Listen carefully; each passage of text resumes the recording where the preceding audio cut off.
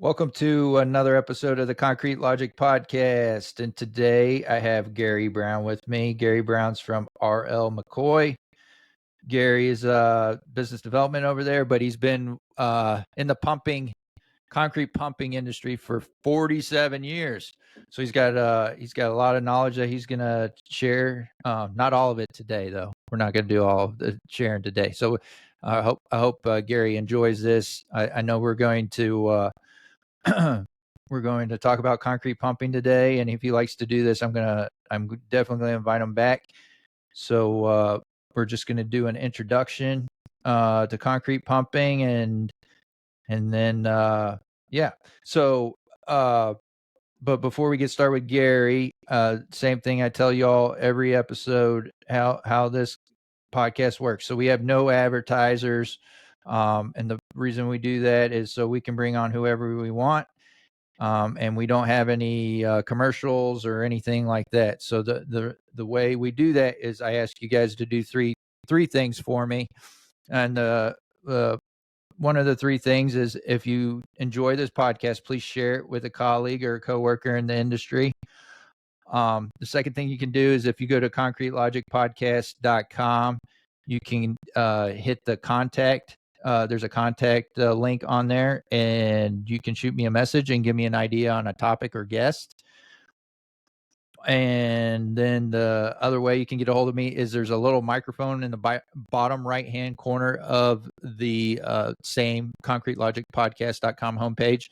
You can actually leave me a voicemail. So if you prefer to leave me a voicemail, I'm a guy that I rather talk than type. I talk easier than I type. So that's why that's there. And then the last way is there's on the same homepage, there's a donate button. You can click on the donate button. And if you feel like we gave you some kind of value today and you want to return that value in a monetary way, you can do that by clicking that, and you can give any amount. It doesn't force you amount.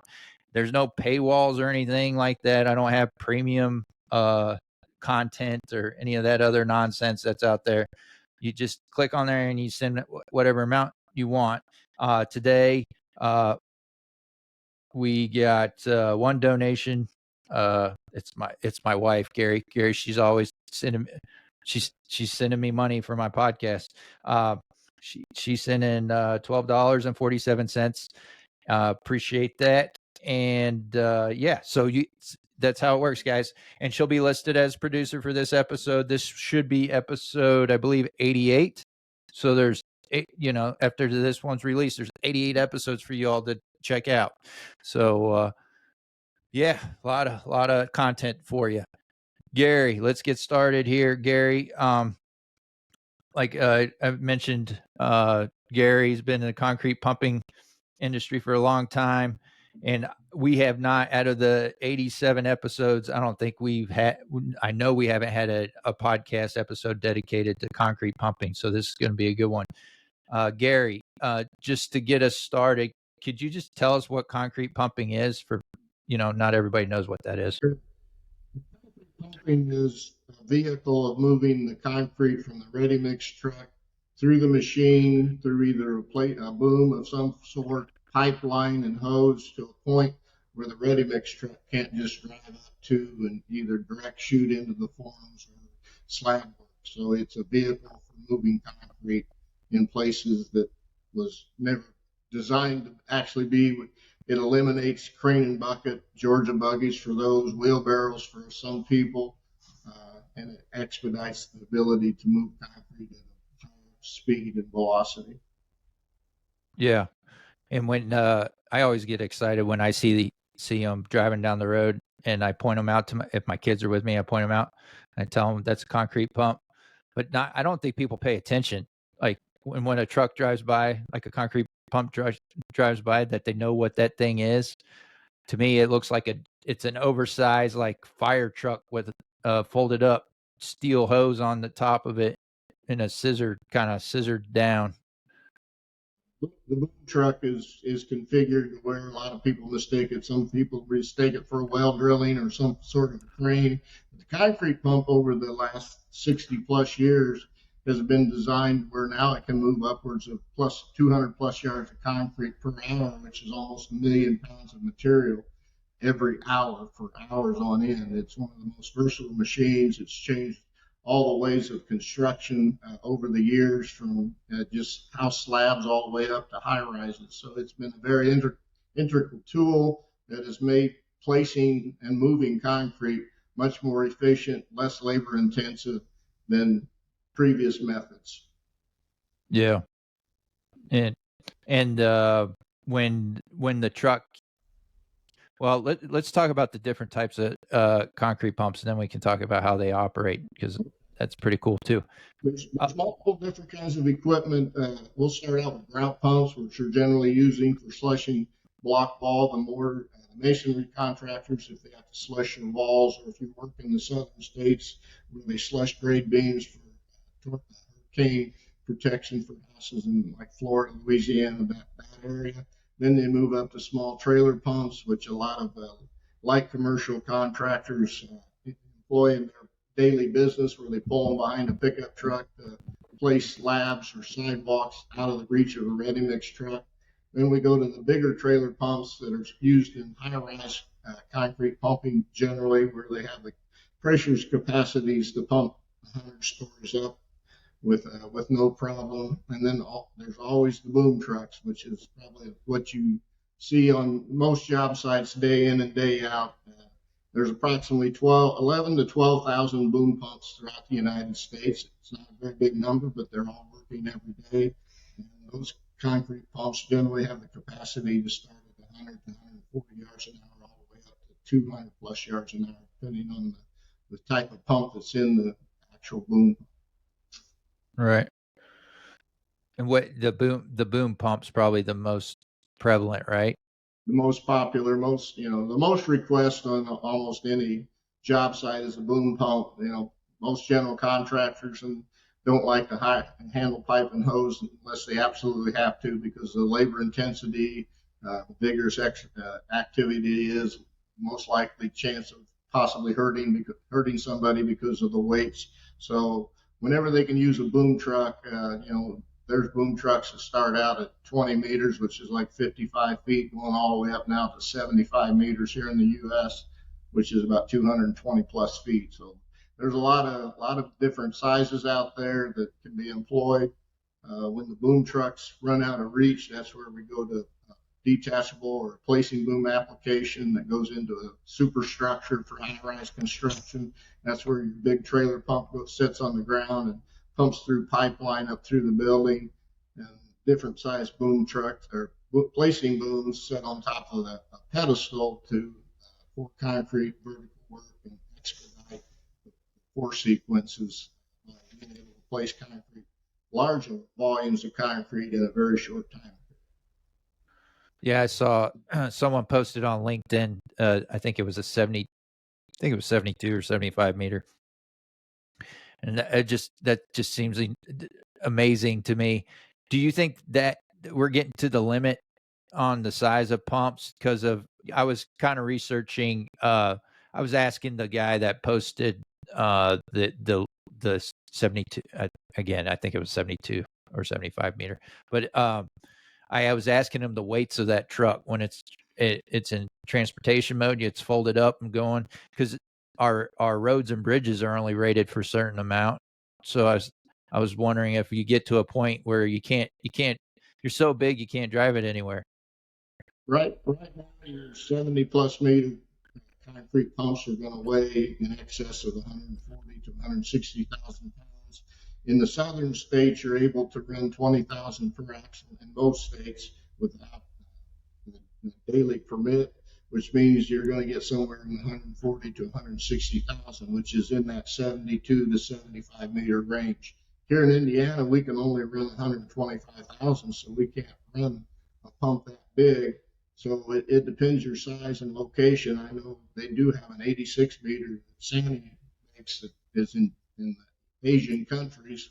Another thing that they're exploring right now to make bigger booms, they've got some of them with carbon fiber in the booms to lighten the boom weights and help with the tipping loads, which is another issue when you get into those 75 meter boom lengths, the setup, because of the outrigger spread, sometimes limits the ability to set up on certain job sites because you need a 50 by 50 square for those big pumps like that.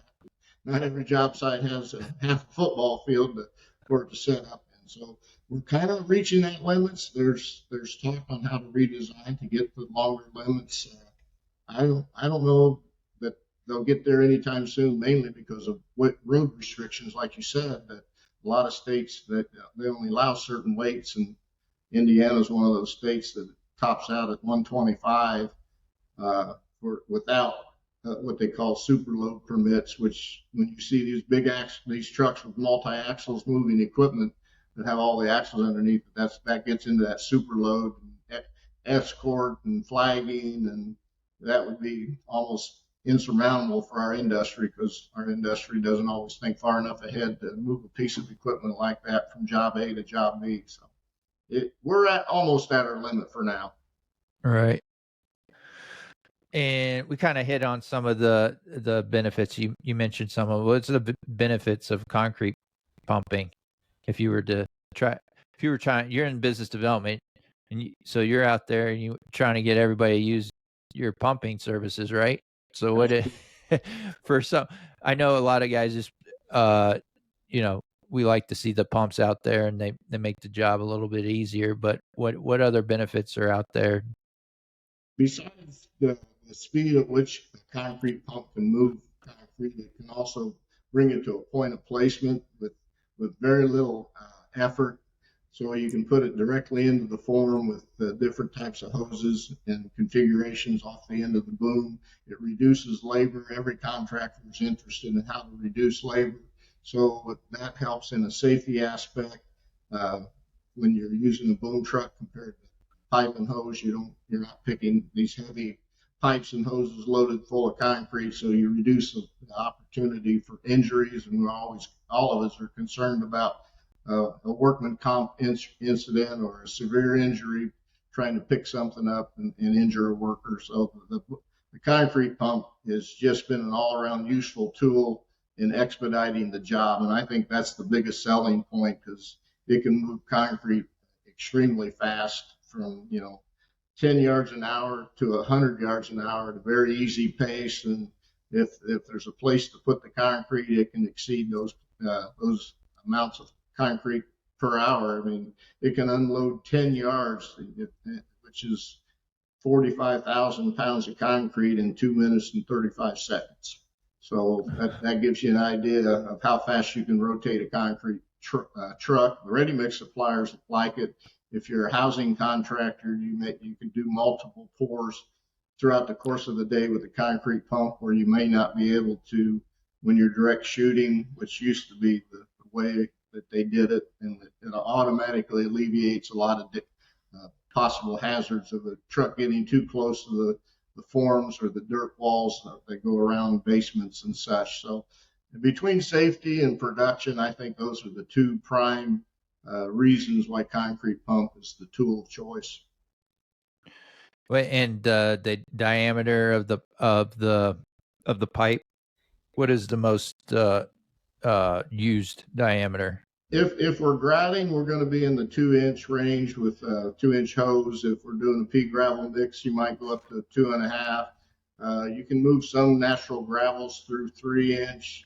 Your limestone mixes, which is probably one of the predominant aggregate across the country.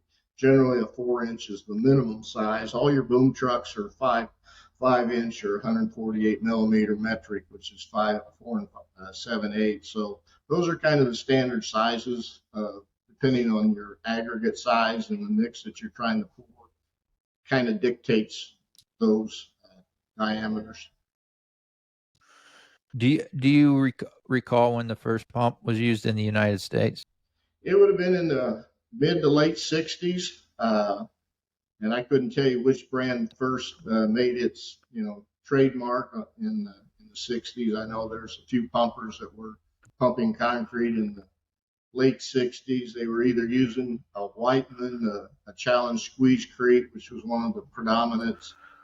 There was a couple other brands that were coming onto the scene that never really materialized. Schwing came into the United States in the very early 70s, 72, 73. They were the Cross brothers were pumping the Detroit Renaissance Center, and they had to stage pump because the building was over 700 feet tall. So they had a P-80 Whiteman on the ground, and halfway up the building they had another P-80 Whiteman, and they were chain pumping to get it to the top of the building until they took a trip to Germany and met with Frederick Schwing and the Schwing Corporation. And they convinced Schwing convinced them to bring one pump in, take all the other pumps out of play, and they pumped that job all the way to the top. And that was basically when Schwing made its entry into the U.S., which was like 73 or 74. Putzmeister, they came into North America in the early 90s, 91, 92. And of course, they've made an impact. And now we have several Asian pumps over the last 15 years that have joined the market. DY, Alliance, KCP, just to name a few of them. And so now there's quite a different brands to choose from. So concrete pumping has been around for 70 some years, but it really hit home. And if you want to see a big change in the market, was the early 80s. Concrete pumps started coming alive, and manufacturers started putting pumps out there that could reliably pump day in and day out. Or the early versions of the pumps in the 60s and 70s, you didn't know if he was going to make it through the pour or not, because they couldn't take the mechanical abuse of every stroke, a piston push or squeezer every time it would roll over to squeeze concrete out, whether it was going to blow apart or just plug up. But the piston pump, when they came on board in the early 70s, started making a difference. So been around for a while, a lot longer than people realize. I'm actually shocked. I think it's relatively new for the industry. If you look, I mean, concrete's been around for, one could argue thousands of years, right? And that's pump's already been here for 50 of it. So we're trying to figure out how to bring new technology into the industry. And it sounds like to me we did a fairly good job bringing the concrete pumping into it, and that's really not that long ago. Piece of equipment. Rather than that, the crane and bucket was the way. The crane and bucket would do high-rise work. I know when I first started selling concrete pumping in the early 80s, I watched the crane and bucket take 16 minutes to make a cycle from the ground to the 30th floor and back, and it only held 2 yards. So then, a concrete pump at 30 floors would pour 100 yards in an hour. So in 16 minutes, it would put 35 yards on the deck. That's when everybody started looking at the concrete pump as the tool of choice to expedite construction. When you put up a building and you're looking for that 4 or 5 day deck cycle, the concrete pump can make that happen without a lot of overtime.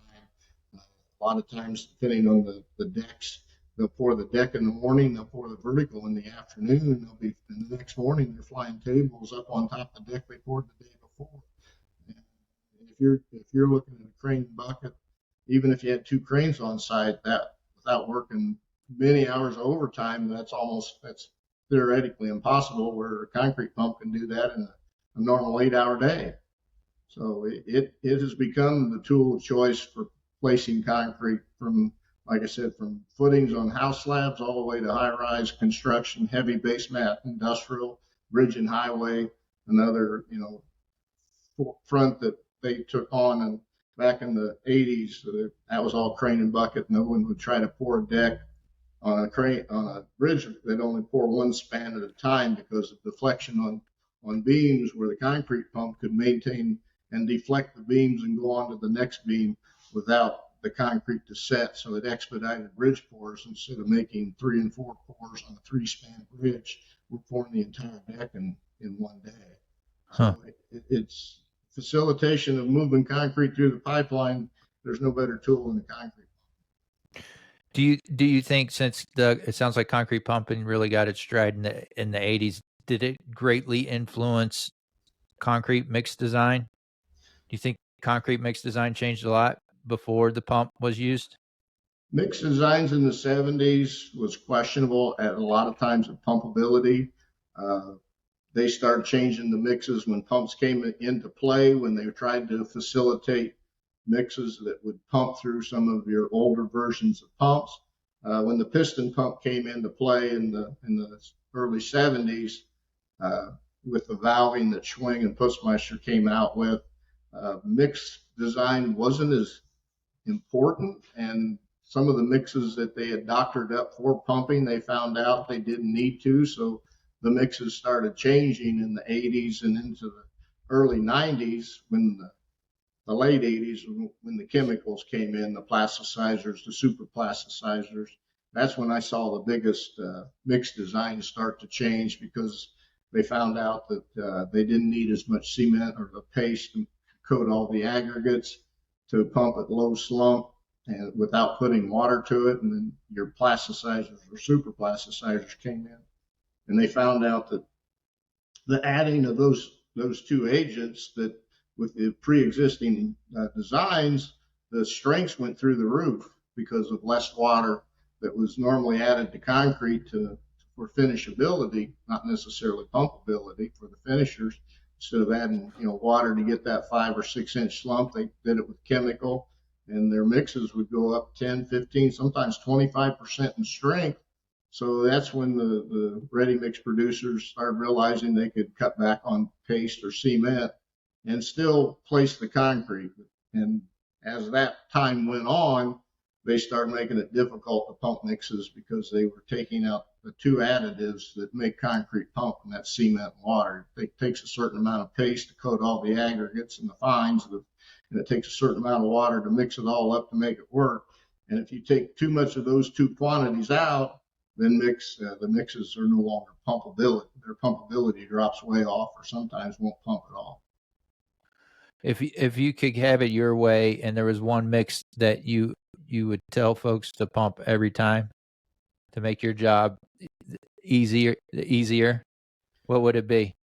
There's a wide range of mixes that are very pump friendly. Uh-huh. So there's three things that go into what I call a quality mix, and one is the gradation quality of the aggregate, to where the top size ag all the way to the bottom size ag has a very gentle curve in it, and that they can check on sieve analysis. Right now, we're having issues with some of our mixes not having the middle fines, which is your 3/8 to one half, because the asphalt industry is kicking in, and that's the kind of aggregate they put into asphalt. So sometimes the mix that goes in for a concrete pump may be shorted some of that aggregate, and that causes pumping issues.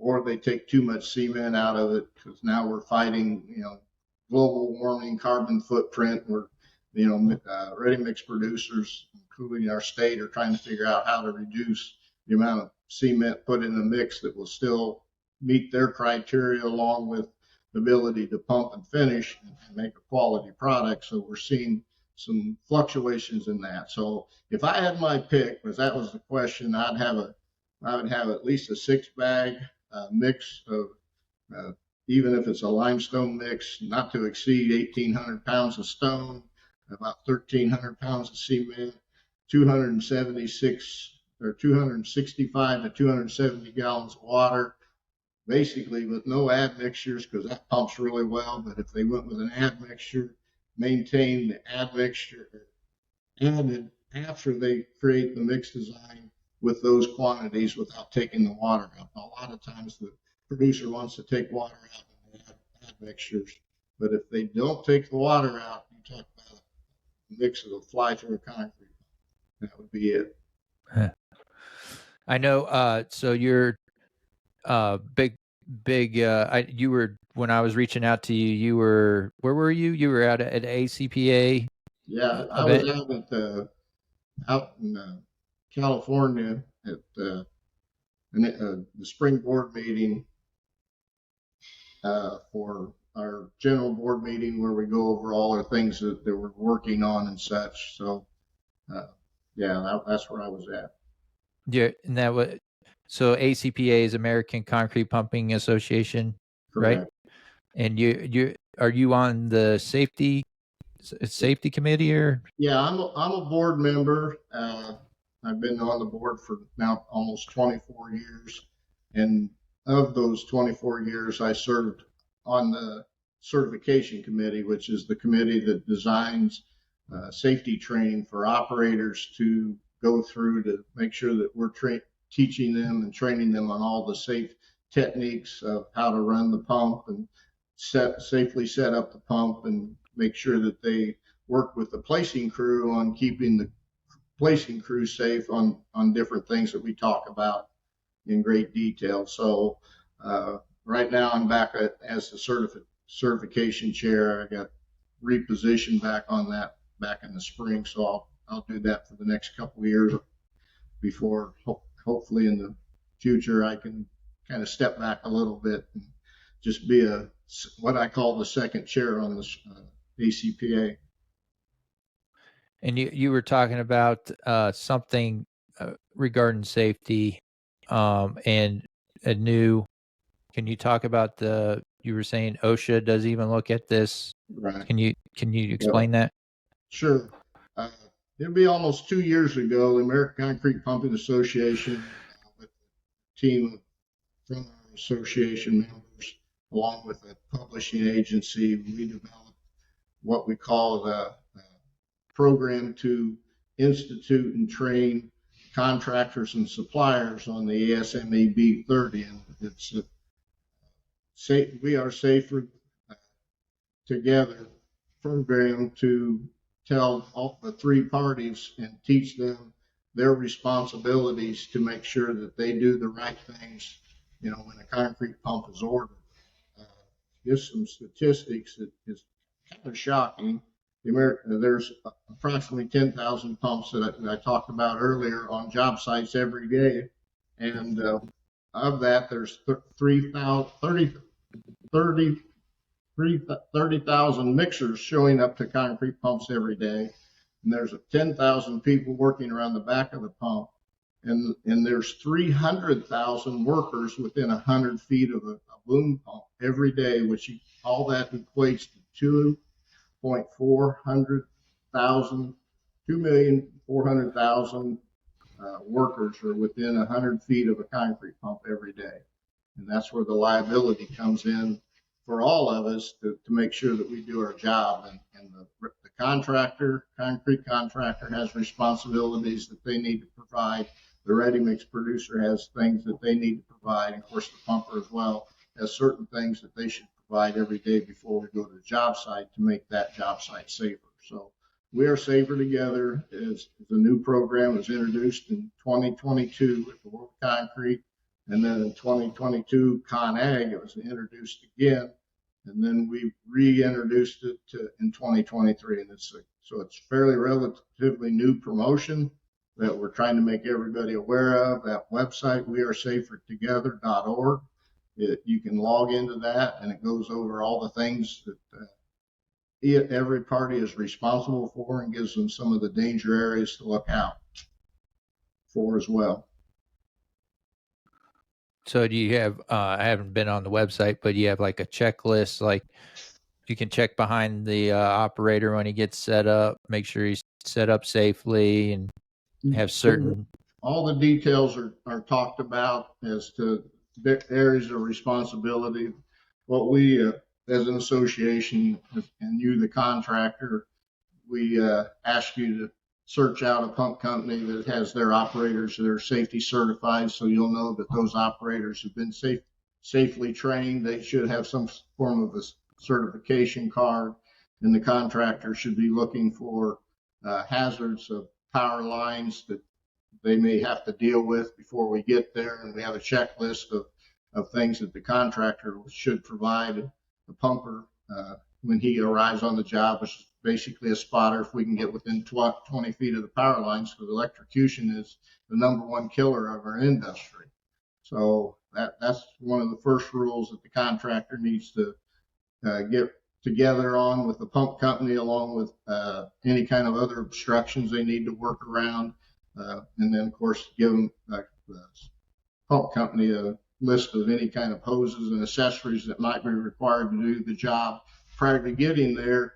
And that way the pump company, you know, like we talked about earlier about hose sizes, can ask the question, is the ready mix producer going to supply a mix design that will accommodate a 2-inch hose or a 4-inch hose before the job started? Because if it plugs up, then that creates a safety hazard for the working crew to work with, the pump operator, and it just creates another hazard that it could easily be solved by making sure that the producer has the right mix for the right hose, but the contractor's got to tell everybody what they're trying to do and accomplish. Yeah, which is good for, I'm sure you don't have people lining up at the door to be a concrete pump operator, do you? No, there's a lot of people who think it's an easy job because all they see generally is the pump operator with this little box hanging around his neck and looks like a video game. And in some regards, it does, act like a video game, but the responsibilities of running the machine to make sure that the ground conditions will hold the weights, because we were talking earlier about a 75-meter concrete pump. It's got a ground weight of it in excess of 100,000 psi. So you've got to have the proper cribbing to keep that machine upright, and that's dealing with your contractor to make sure they either have road plates or some kind of crane mats, because you can't haul the kind of cribbing on a concrete pump of that size. If it was equivalent to a crane, you'd see a whole semi-load of cribbing following the crane to the job, and it's basically the same thing. So those things need to be coordinated with the pumper, and the contractor needs to understand that it's their responsibility to have ground conditions that will support those loads. And if not, some kind of consideration needs to be talked about before the pump ever shows up. Yeah. Yeah. No, I think it's 2 years ago, I did middle school career day.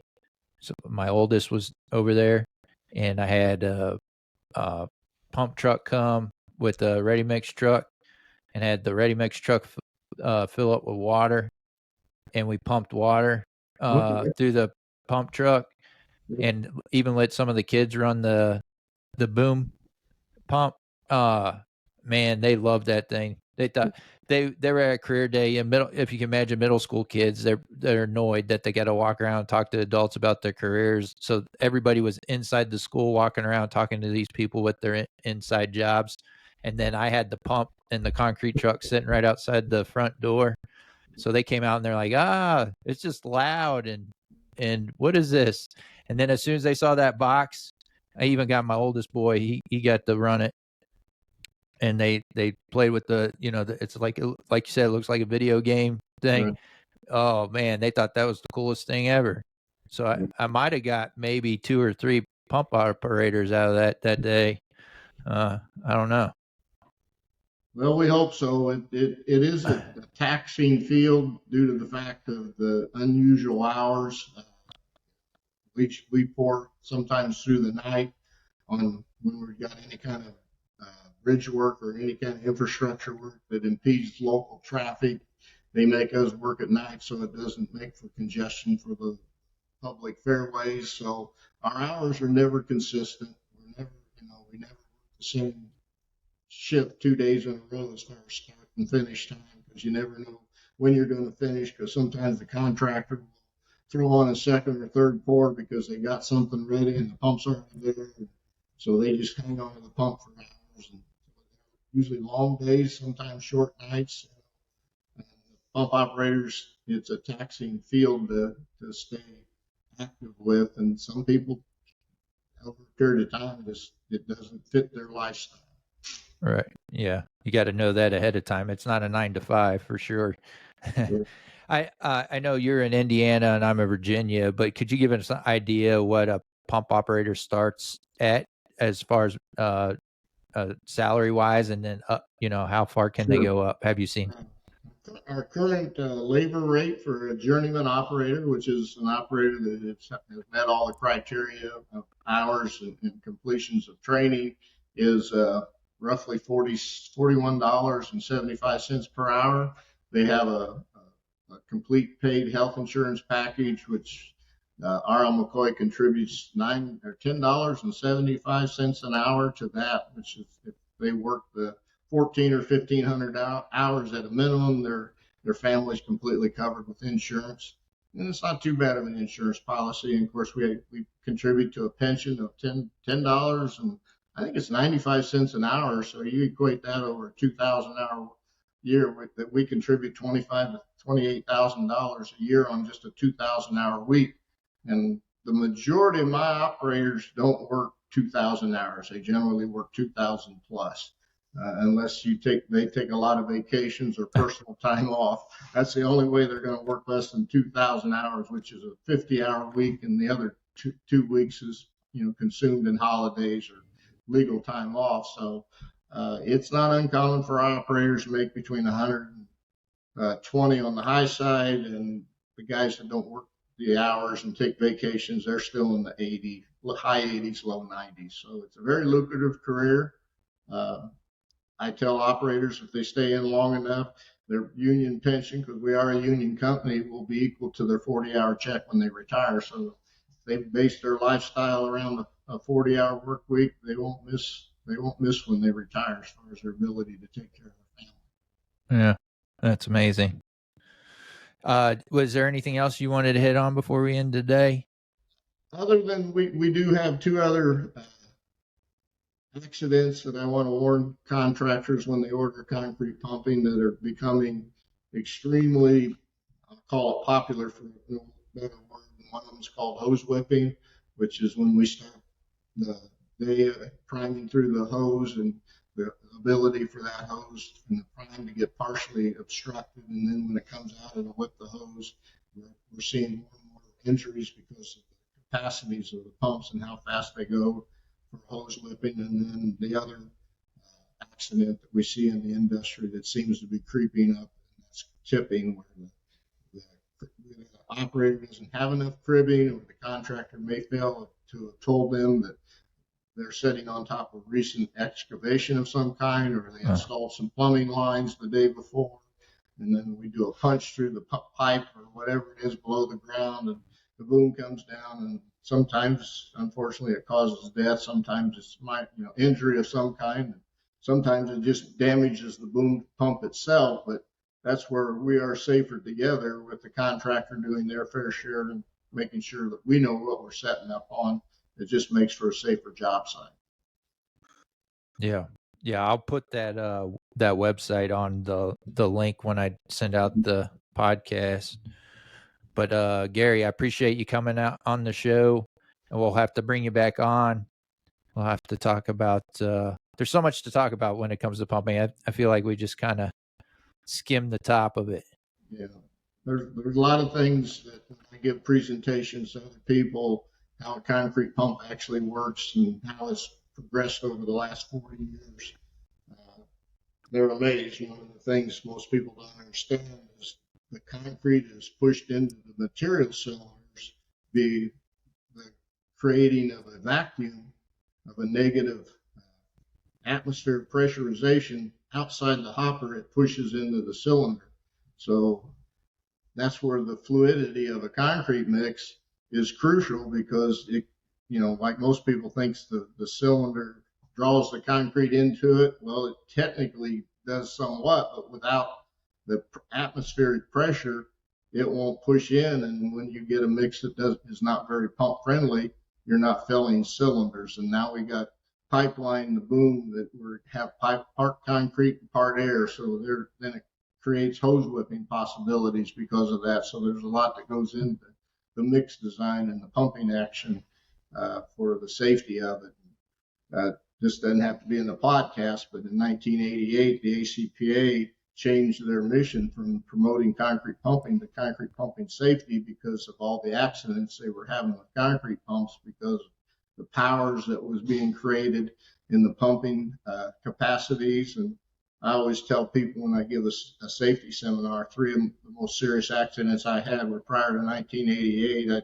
I took a 7,000 volt power line contact. I took and blew 3 of my fingers off blowing compressed air. using compressed air, and I worked too many hours on an old concrete pump, and this was all before 1988. And now we practice, teach, and train, and we just got to get people to listen, not to do the things that I did, because they might not have been as lucky as I was. So. Yeah. No, that's, yeah. Whew. You've seen it for sure. Seen a lot, yeah. All right.